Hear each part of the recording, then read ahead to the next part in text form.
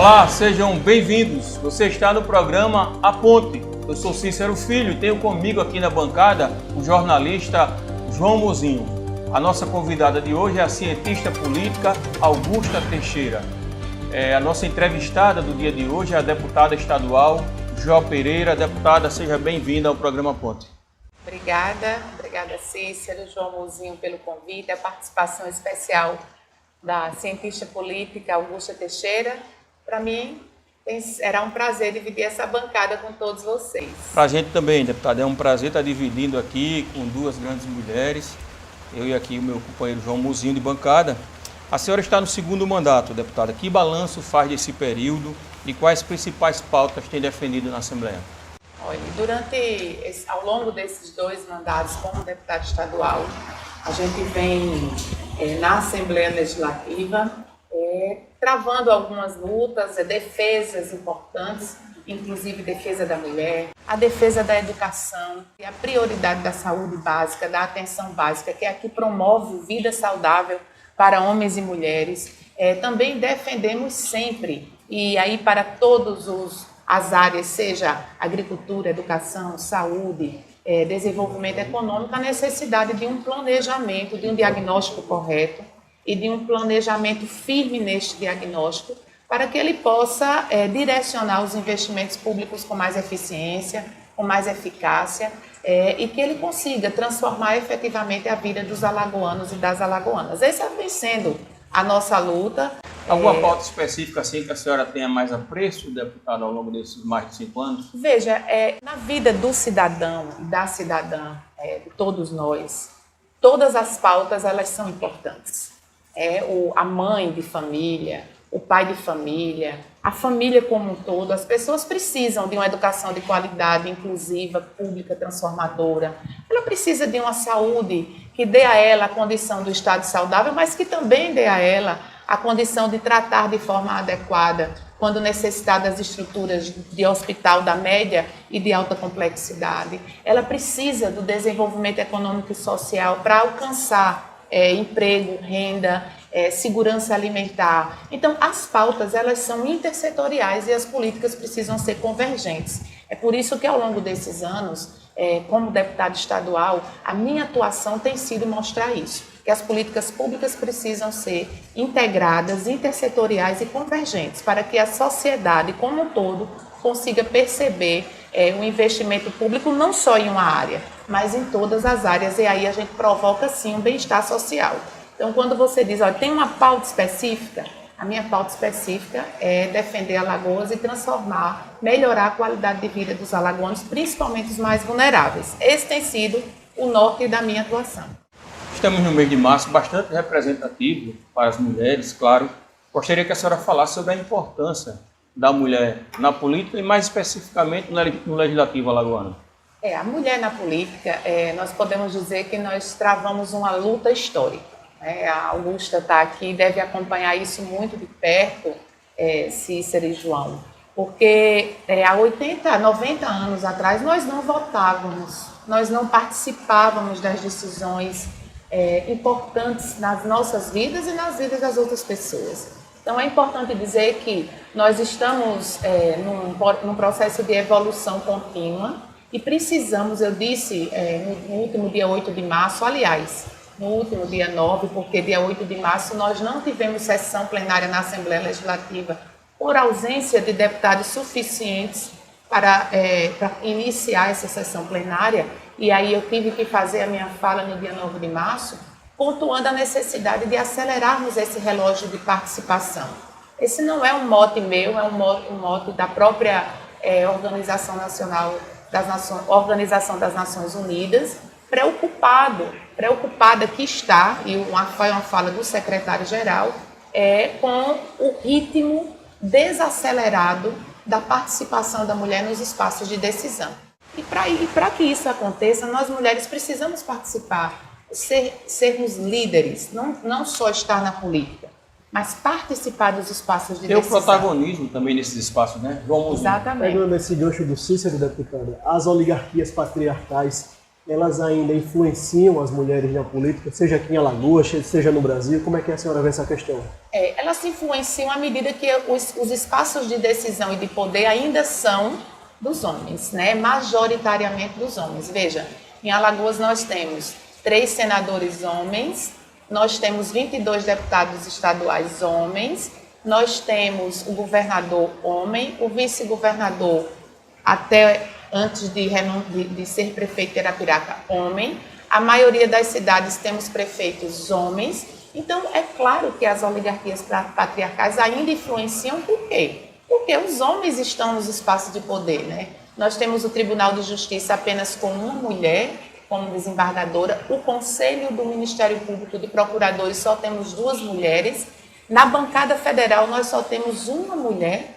Então, é claro que essas oligarquias patriarcais elas vão influenciar a participação da mulher na política. Claro. Quero chamar aqui ao debate a cientista política, doutoranda em ciências políticas, Augusta Teixeira. Seja bem-vinda. Muito obrigada pelo convite, Cícero. Muito obrigada pelo convite, João. É um prazer estar dividindo a bancada com a deputada Jó. Eu acho que a sua fala foi perfeita, porque hoje nós temos uma população majoritariamente feminina. E, infelizmente, essa estatística ela não se reflete no cenário político. E, infelizmente, homens não atendem demandas de mulheres, homens não sabem como é que a mulher vive. Então, hoje a gente teve a disputa em relação aos absorventes e acho muito difícil, por exemplo, essa questão passar pela cabeça de um homem, porque isso não está no dia a dia dele. Então, a gente precisa começar a ocupar de forma mais incisiva esses espaços e parar de acharem que as mulheres estão tentando ocupar de forma agressiva, porque há uma diferença entre ser incisivo e há uma diferença entre ser agressivo. Eu acho que é muito mais óbvio que tem acontecido, por exemplo, no cenário federal, a agressividade masculina do que o protagonismo feminino. Eu acho que eu vou aproveitar e fazer uma provocação, me perdoe, deputada, mas muito se fala sobre as mulheres estarem inseridas em grupos políticos e serem submissas a esses grupos políticos. Mas eu proponho o oposto. Eu proponho, será que as mulheres elas não estão tentando ocupar esses espaços políticos e esses grupos eles estão justamente tentando permanecer as estruturas como elas estão, não estão sendo machistas, de se opor a uma candidatura feminina, principalmente para um executivo estadual? Como a senhora vê essa questão, deputada? Vamos lá, Augusta, a provocação foi correta e não tem o que desculpar, né? Hoje nós temos o discurso do politicamente correto. Então, todos que participam da política, sejam homens ou sejam mulheres, eles praticam o discurso do que é politicamente correto, sempre apoiando a causa da mulher, sempre fazendo uma fala de que incentiva a participação da mulher na política. Uma coisa é falar, outra coisa muita é teoria ter e pouca atitude. prática. É ter atitude, né? Então, as atitudes é que vão nos mostrar, e nós mulheres precisamos nesse caminhar, né? E aí eu digo que essa é a conquista dessa geração. Nós mulheres precisamos, veja, há 90 anos nós não votávamos, começamos a votar. Não participávamos das candidaturas, começamos a ser candidatas. Éramos candidatas, não conseguíamos ser eleitas. Agora nós conseguimos ser eleitas, mas precisamos agora, neste momento, avançar com essa representatividade e nos manter na política, que é o grande desafio. E nesse sentido, toda mudança, ela assusta, sabe, Cícero, João e Augusta, que me fez a pergunta diretamente, toda mudança assusta. E eu costumo dizer que as pessoas, dentro do processo eleitoral, elas são muito... Elas gostam de mudança, de mudar, de transformar, até porque as pesquisas de opinião, os estudos mostram que as pessoas não estão satisfeitas com a política. E eu costumo dizer que a participação da mulher na política é a maior transformação e mudança política que nós podemos vivenciar. E como toda mudança e toda transformação assusta, ela precisa de muito diálogo dentro dessas estruturas de partido, porque elas são majoritariamente masculinas, mais uma vez. Os partidos, eles têm o espaço da mulher, muitas vezes, é o anexo Partido Mulher. Né? Nós temos, e para que eu não seja injusta, né? Os partidos têm o diretório principal, que majoritariamente é composto de homens, e é lá que as decisões acontecem, e tem o Partido Mulher, que é o lugar da mulher dentro do partido, e isso precisa mudar. Isso precisa mudar, isso só vai mudar com muito diálogo, com muita atitude, passando da fala para a ação de, por exemplo, começar como começou a OAB, né, com a paridade dentro dos diretórios. Isso é imprescindível. E essa paridade precisa prestigiar a participação da mulher. Porque muitas vezes a gente diz assim, olha, é interessante, a deputada Jó, muitas vezes eu ouço isso, poderia ser uma candidata independente, autônoma, mas a estrutura nossa de participação democrática, ela é necessário que existam partidos. E dentro desse contexto, se as decisões são tomadas dentro do partido, nós precisamos participar dessa decisão. Saber se o investimento de saúde está chegando na vida do cidadão, se a construção dos novos hospitais melhorou a saúde de Alagoas, se todos esses investimentos em educação realmente refletiram em aprendizagem, em avanços, não só de número, mas também de qualidade dessa educação, isso para mim é importantíssimo. Saber se todos os investimentos, os incentivos fiscais que foram dados ao longo dos últimos anos através do Prodesim, trouxe efetivamente um estímulo de emprego e renda, ou se a gente só está renovando benefícios. Mas essa é a regra na política, permita-me, deputado? Essa preocupação? Veja, ou é manter o poder político, as grandes estruturas políticas? A minha preocupação enquanto deputado estadual, essa é a minha regra. E essa é a minha defesa. E eu, enquanto deputado estadual, enquanto cidadã, também, enquanto mulher, enquanto mãe, eu tento modificar isso dentro da política. Né? Então, as estruturas partidárias, elas muitas vezes se assustam com essa firmeza de propósito da mulher. Mas é importante também dizer que a mulher tem essa firmeza de propósito, esse pulso firme, mas ela está aberta sempre ao diálogo construtivo, à escuta acolhedora. O que é que eu chamo de escuta acolhedora? Escutar você, escutar a sociedade sem fazer um pré-julgamento, sem estar disposto a rebater, mas construir coletivamente.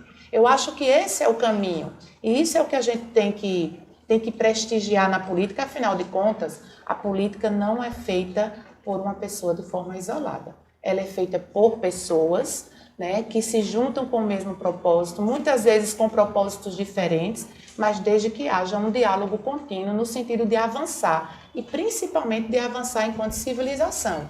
Eu acho que a gente precisa, Cícero e João, observar que os nossos maiores avanços, eles não são a curto prazo. Você veja, claro, uma educação de qualidade, ela vai impactar a médio e longo prazo em uma sociedade. Uma estrutura corroída leva muito tempo, claro, para ser alguém precisa começar refeita e acreditar. Deputada, Alagoas vive um ano político bastante atípico. A senhora, em tese, teria uma reeleição, vamos dizer, tranquila. Qual o projeto para o seu futuro político hoje? Cícero, quando você fala em eleição tranquila...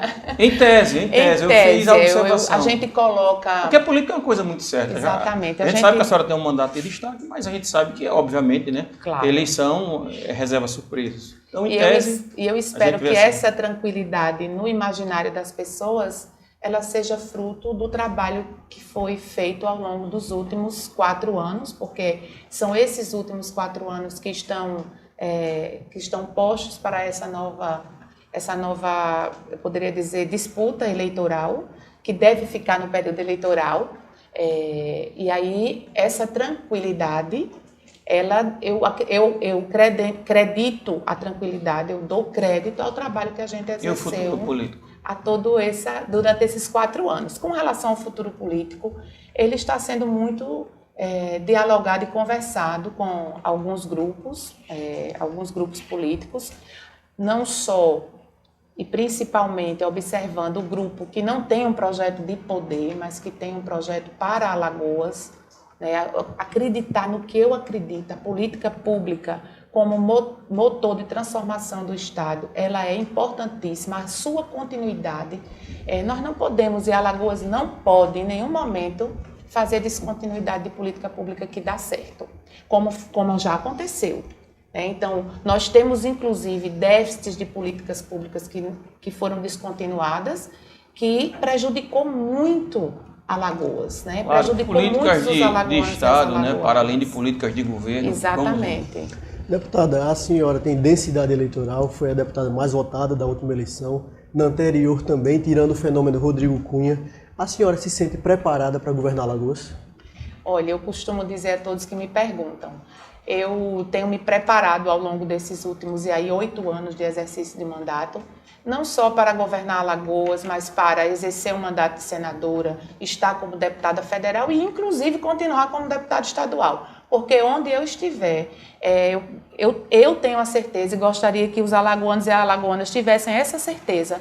Eu vou atuar firme naquilo que eu acredito. Se sente preparada? Me sinto preparada, sim, não só para governar, como para exercer qualquer cargo, porque todos eles, João, todos eles, sem exceção, precisam ter um único objetivo. Quem exerce qualquer cargo desse, enfrentar os maiores desafios que Alagoas tem, principalmente para que Alagoas melhore os seus índices de desenvolvimento humano, o seu índice de desenvolvimento humano, os seus indicadores sociais, eles precisam alcançar patamares melhores para que a gente possa enfrentar essas desigualdades na rua, que está vista a olho nu.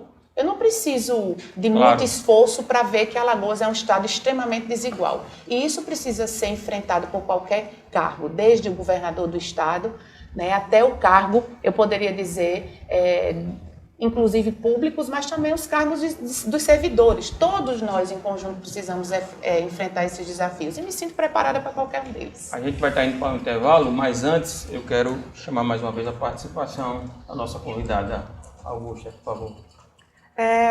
Eu achei muito interessante a sua fala, deputada, quando a senhora fala de ocupar esses espaços. E muito tem se ouvido falar sobre a senhora ser a vice dos sonhos.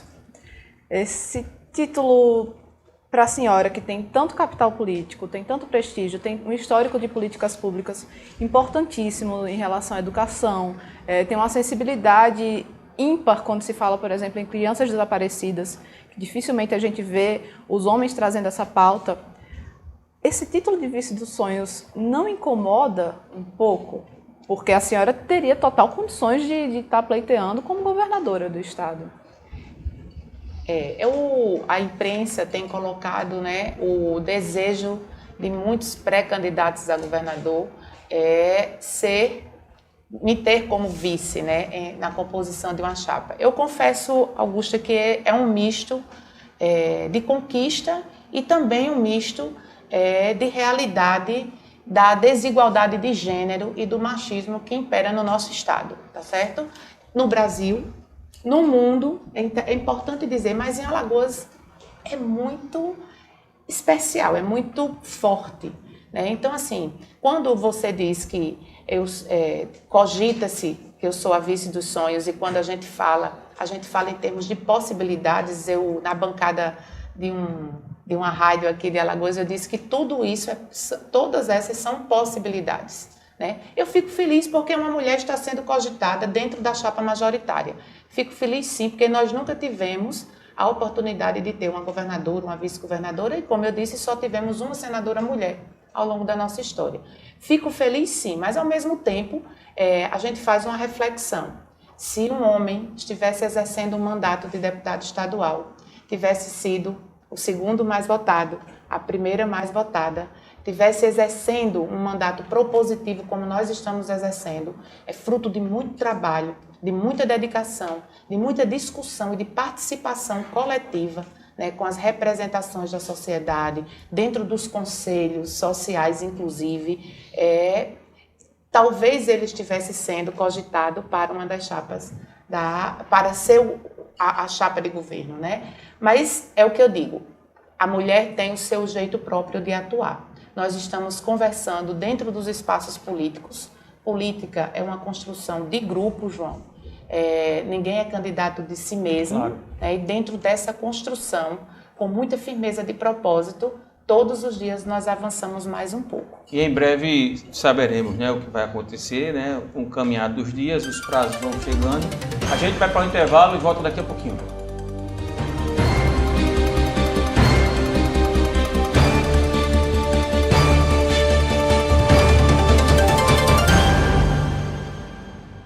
Somos mais de 3 milhões de alagoanos pensando e construindo opiniões com base nas informações que não param de chegar. Hoje são bilhões de mensagens e notícias que nem sempre trazem a verdade. A Folha de Alagoas traz jornalismo de verdade, tem compromisso com a apuração dos fatos e lançou novas ferramentas. Além do portal folhadealagoas.com.br e do semanário impresso, agora você também conta com a versão digital do jornal e tem tudo disponível através de um app. Baixe o app Folha de Alagoas na Play Store e tenha segurança dos fatos. Em tempos de fake, valorize a verdade. Assine Folha de Alagoas.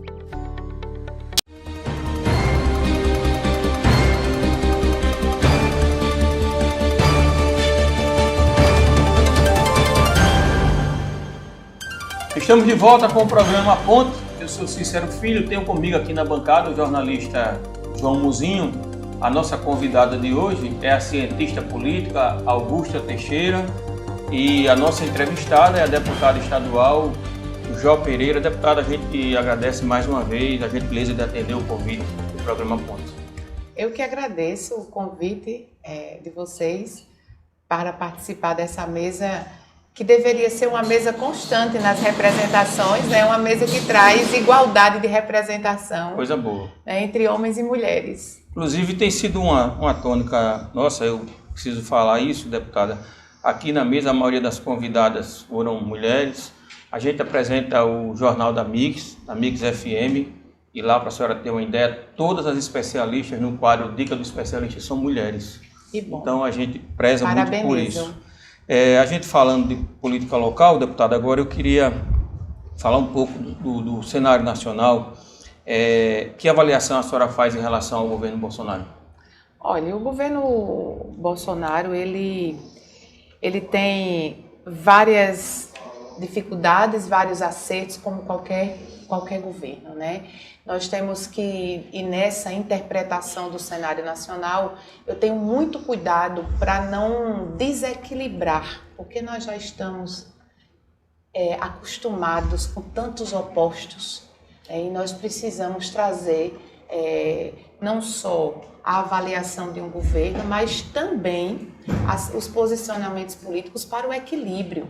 Porque se nós continuarmos prestigiando os opostos, nós não vamos construir uma sociedade equilibrada, em termos de, principalmente, de representação da mulher, né? Por exemplo, oferta de vacina, e isso precisa acontecer sempre. Então, quando a gente faz a avaliação de um governo, é importante dizer que essa avaliação, ela não pode ser uma avaliação, foi o pior governo, foi o melhor governo. Ela sempre tem, como todo governo tem, os seus acertos e os seus erros. Essa é a minha avaliação que eu faço. Existe a possibilidade da senhora apoiá-lo aqui em Alagoas? Do governo Bolsonaro. Olha, a conjuntura política do momento, com relação ao cenário nacional, ela ainda não está posta. Falar de apoio a Bolsonaro, apoio a Lula, apoio a Eduardo Leite, João Dória, todos eles são pré-candidatos hoje à presidência da República. E é uma coisa que eu ainda não tenho formada.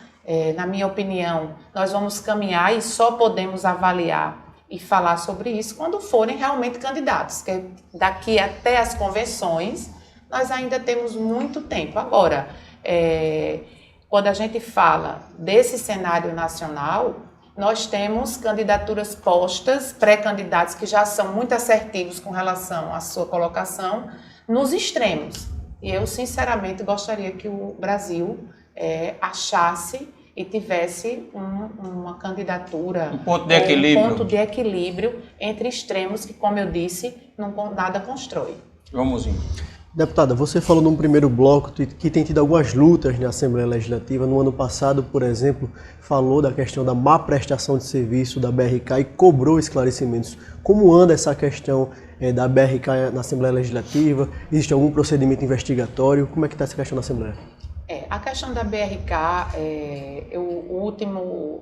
a última audiência que veio através do senador Rodrigo Cunha, uma comissão especial do Senado Federal, que trouxe, além do senador Rodrigo Cunha, mais 2 senadores para Alagoas. Essa questão da BRK ela precisa ser amplamente acompanhada, né, pela Assembleia Legislativa, mas muito mais pela estrutura de governo, porque nós temos a agência reguladora, né, que existe para isso, para acompanhar, a ARSAL, ela existe para acompanhar a prestação de serviço. Ela vem acompanhando? Então, ela não vem acompanhando de forma adequada, ela não vem se posicionando, por exemplo, com relação à comunicação daquilo que o consumidor precisa fazer quando existe a falta de energia, a falta de água. E aí fica difícil você registrar todas as reclamações se a população não sabe, não é a ela informada que ela precisa fazer o registro para a agência reguladora. Entende? Então, o que eu acho, e aqui eu vou dar a minha opinião com relação a isso, a Assembleia, ela, além da audiência que nós tivemos com a BRK, que ficou muito claro, Cícero, João, pela própria fala da BRK e a Casal, a representação da Casal, ficou o tempo todo silenciada no sentido de aceitar todas as justificativas da BRK, é que o que está acontecendo hoje é fruto da falta de investimento de mais de 30 anos. Não só no saneamento, mas também no serviço de abastecimento de água. Nós não tivemos investimento público há décadas nesse setor. E aí nós passamos por uma dificuldade, sim, no tratamento e captação de água, e o que impacta diretamente na distribuição, que é o serviço que compete à BRK. Então, aqui eu não estou fazendo uma defesa da BRK, eu estou fazendo a constatação de que Alagoas passou muito tempo sem investir no sistema de abastecimento de água. E por isso todos eles estão obsoletos, a tecnologia é muito antiga, a capacidade de atendimento da população está muito abaixo do que a população precisa. Então, a gente precisa ver, e aí o meu comentário com relação ao processo de concessão que aconteceu, é que nós fomos, veja só, uma legislação que foi aprovada pelo governo federal, né, ainda agora no governo Bolsonaro, que foi o Marco Regulatório do Saneamento, e Alagoas é o primeiro estado do Brasil a aderir ao Marco Regulatório do Saneamento. Sem observar, e aqui eu faço mais uma ressalva a todo esse processo, sem observar, Cícero e João, a capacidade de pagamento da população. A população na ponta não consegue e não vai conseguir pagar todos os encargos dessa tarifa de água como ela foi posta. Por quê? Porque nós tivemos a concessão do serviço público pela maior outorga. Ou seja, qual é o maior valor que você oferece para comprar, né, a exploração desse serviço? Quando ela poderia ter sido feita num balanço e num equilíbrio da menor tarifa e da maior outorga. A privatização foi um bom negócio para o alagoano? Para o alagoano, é ele que vai pagar não só o investimento que será feito, mas ele também vai pagar os dois do bloco A, né, da região metropolitana, e do bloco B e C. Ele também vai pagar o valor da outorga, que hoje está nas mãos do governo do estado, do bloco A, e do bloco B e C dos municípios. Então, é esse consumidor que vai pagar a outorga, não é a empresa. A empresa pagou no primeiro momento, mas ela vai incluir no custo do serviço. Isso é importante dizer. Quem vai pagar essa conta, seja do investimento, ou seja, da outorga, do dinheiro que ela deu ao governo do estado e aos municípios para a compra da exploração do serviço, também é o consumidor. E aí a gente faz aqui uma observação com relação ao contrato.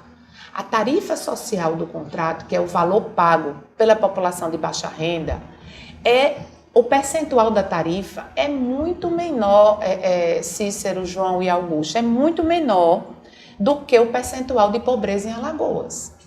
E quando você tem um redimensionamento dessa tarifa social para mais, e é claro que a BRK vai encontrar mais pessoas com direito a ter a tarifa social, quem paga no final das contas são as outras pessoas que não são beneficiárias da tarifa social. Quem vai pagar é a população. De toda forma, quem vai pagar é o alagoano e a alagoana por um serviço essencial, claro, né, que é a água, e um investimento que Alagoas poderia ter, sim, captado investimento no governo federal para ampliar sua rede, para então depois pensar em conceder o serviço. Outra coisa que eu acho muito importante dizer, viu, Cícero e João, com relação à BRK, a outorga, ela vai ser paga pelo consumidor, tá certo?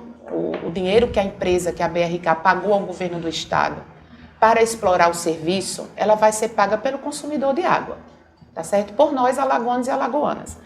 Mas esse dinheiro, esse valor, ele não está sendo investido no sistema de abastecimento d'água e nem no esgotamento sanitário. Ele está sendo investido em outras coisas, em outras obras. Ou seja, por exemplo, o programa Minha Cidade Linda, que está pavimentando muitas ruas nos municípios, que vão ser saneados. Quem vai pagar o Minha Cidade Linda, porque está sendo financiado parte com recursos da BRK, da outorga, é o consumidor de água, todos nós.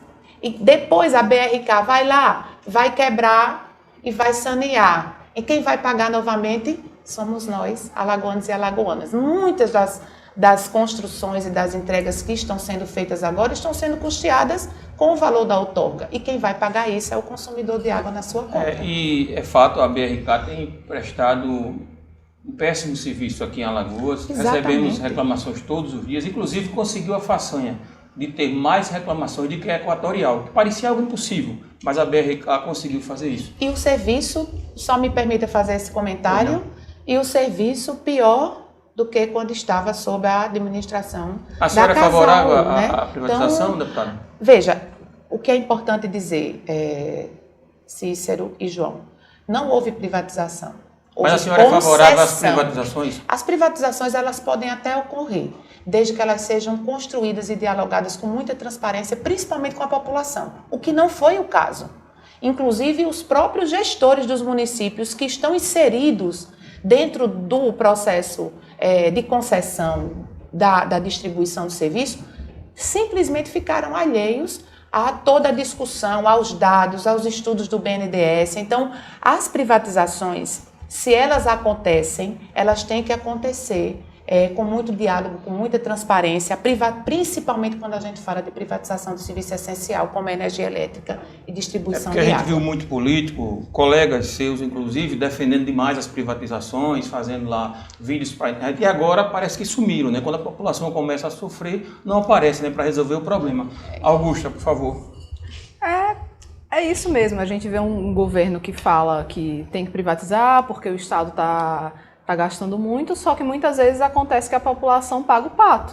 Não tem condições de você privatizar e você não está sempre privatizar ou fazer concessões sem você ter agências reguladoras que funcionem e que cobrem aquele papel. Afinal de contas, as empresas elas participam disso porque elas veem possibilidade de lucros. Como cientista política, a senhora acha que tem muito da questão da política eleitoral aí, a defesa ou não? Claro, eu acho que esse tipo de serviço? Quando a gente está vivendo um momento em que começa a apertar a questão orçamentária, então se vende a privatização, a concessão como uma grande mágica. Só que quando a gente vê que as empresas não dão conta de realizar um serviço e que, afinal de contas, elas são empresas, logo elas priorizam o lucro e não necessariamente o serviço prestado, então começa a se pensar, será que o Estado não deveria estar tomando conta disso? A gente vai ver, está vendo, na verdade, os Correios. Tem tido essa luta que tem que privatizar os Correios porque é um serviço ruim. Só que os Correios, por exemplo, agora nas eleições, são eles que são os responsáveis pelo transporte das urnas eletrônicas. E em regiões que têm difícil acesso. Qual é a transportadora, por exemplo, que vai conseguir realizar esse serviço? Eu acho que a mesma coisa a gente tem que pensar em relação aos bens essenciais, os bens básicos. É verdade, viu, Augusto, em relação aos Correios, eu abri um parêntese, Augusto, a deputada João, eu fui funcionário dos Correios por quase 6 anos, e assim, os serviços relevantes que a empresa de Correios realiza é incrível, porque é o seguinte, vai a todos os rincões desse país. Se você coloca uma empresa privada, ela só quer os grandes centros urbanos, e com os serviços mais caros. O SEDEX, se a senhora tem ideia, o Correio tem um serviço que chama carta social. Se você fizer manuscrito, da época era 1 centavo. A população pobre tem acesso. Em muitos lugares, O único meio ainda hoje de comunicação que se tem é através dos correios, chegando o extrato, a cartazinha, quer dizer, então a privatização dessas empresas que prestam serviços essenciais tem que ser levada em consideração também, né, a qualidade de vida das pessoas, né, não é só uma simples operação financeira. João Mozinho. Deputada, pode. E para final, assim, que é quando eu digo que nós precisamos conversar sobre privatização, concessão, porque nós temos casos de insucessos, mas temos casos de sucesso, como foi o caso da telefonia. Veja o que a privatização do sistema de telecomunicação no Brasil nos trouxe de bom, né? E temos casos que ainda estamos tendo muita dificuldade, que é o caso da privatização da energia elétrica. Você não tem como fazer concorrência, né? A privatização da água, como é que você vai? É um serviço muito específico, monopolizado. Então, é necessário um debate mais robusto sobre os pontos positivos e os pontos negativos de toda e qualquer decisão de governo. Agora, é necessário prestigiar transparência, escuta qualificada, ouvir os setores envolvidos, ouvir a sociedade, porque na ponta somos nós, a sociedade, que, como disse Augusto aqui, que pagamos o pato do mau serviço, do serviço caro, porque dentro de uma concessão as empresas prestigiam, é claro, o lucro, porque é da sua natureza, do que a prestação do serviço, principalmente quando a gente fala do serviço social. Mas eu vou fazer um pouquinho de advogado do diabo aqui. Não é que eu sou contra a privatização ou qualquer tipo de privatização ou concessão, mas será que realmente foi um sucesso a privatização das telecomunicações? Claro que a gente teve um avanço tecnológico gigantesco, só que hoje a gente tem no mercado o quê? 3 empresas, que basicamente, se a gente for observar, elas competem entre si, mas fazem uma espécie de cartel. A regra do jogo. E fazem uma espécie de cartel. A Anatel, ela realmente está ali como agência reguladora, fiscalizando essas empresas?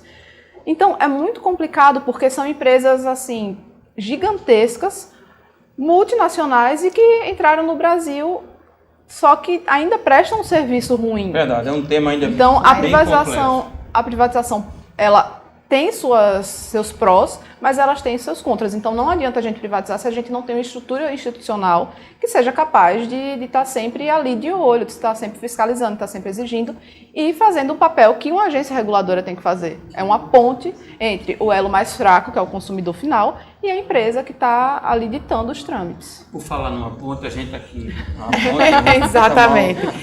Mas a redução do preço do serviço foi inegável, né?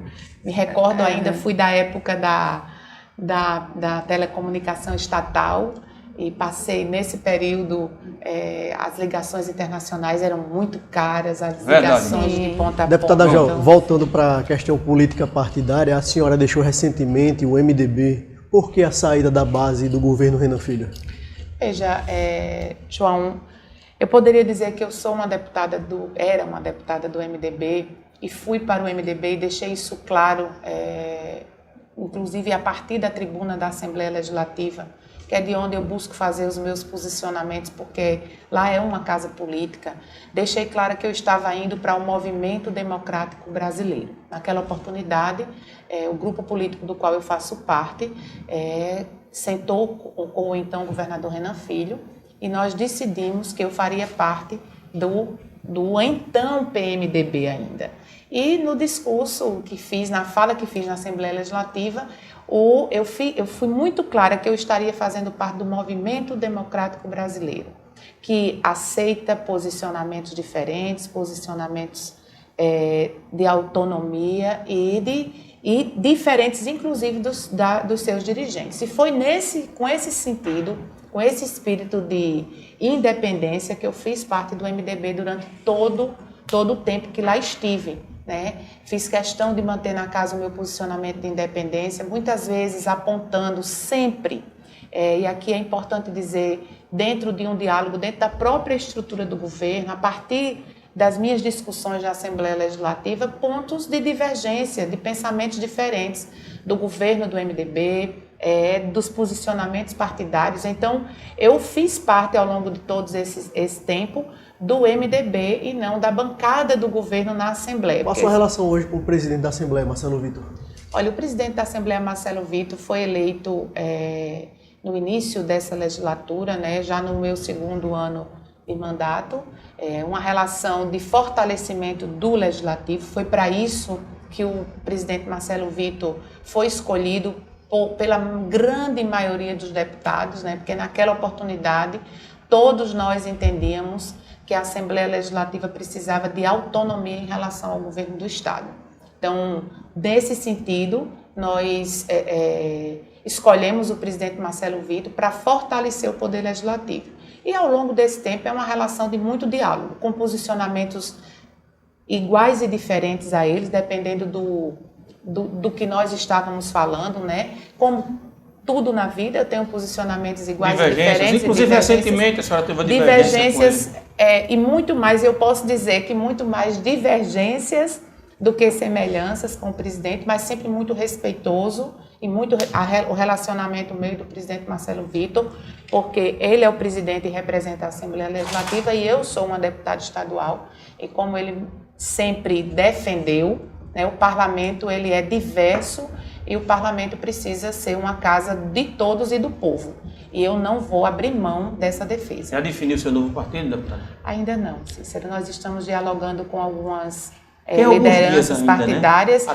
Temos até o dia 2 de abril para isso.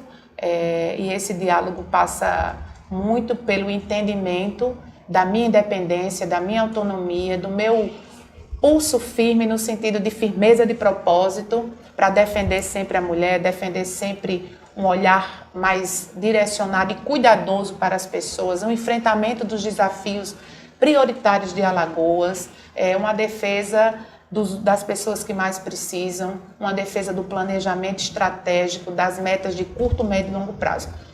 Isso tudo precisa ser conversado dentro dos grupos, das lideranças partidárias que tem o estado de Alagoas, no sentido de avançar e de entender o papel da mulher nesse processo de liderança. Está chegando ao final do nosso programa, eu quero aqui agradecer a participação da cientista política que abrilhantou aqui a nossa mesa.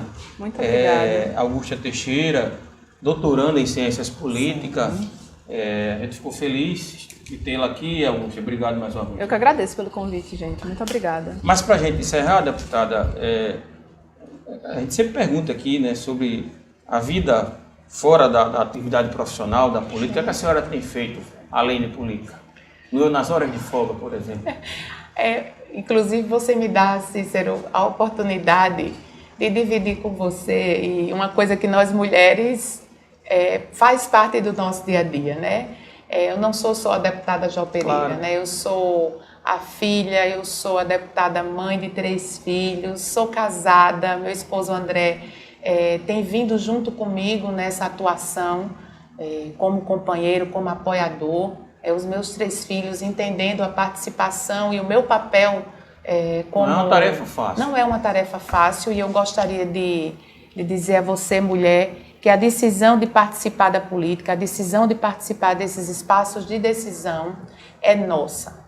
E nós precisamos tomar essa decisão definitivamente. Tem feito o quê? Nas horas vagas assistindo umas séries com os eu filhos gosto da muito, Netflix. Adoro séries da Netflix. Música. Amo ir à praia, amo o mar. Amo. Música, gosta? Adoro música. Um rock and roll, então, uma assim, sofrência. andar de bicicleta. Eu adoro MPB. Não MPB. posso nem... Inclusive, a rádio Muito que eu bom, mais bom. gosto em Alagoas é uma rádio que tem uma bancada feminina bem presente. Adoro porque tem uma seleção de MPB, a Nova Brasil, Adoro, mas assim, muito bom. Dependendo do lugar, a gente ouve uma sofrência, também, né? Dança o piseiro, né? Eu acho que é isso. Nós somos um país de uma diversidade cultural enorme e todas elas são prestigiadas no meu gosto. Esses momentos de lazer são importantes também. Deputado, eu quero aqui mais uma vez agradecer a sua participação. Eu que agradeço.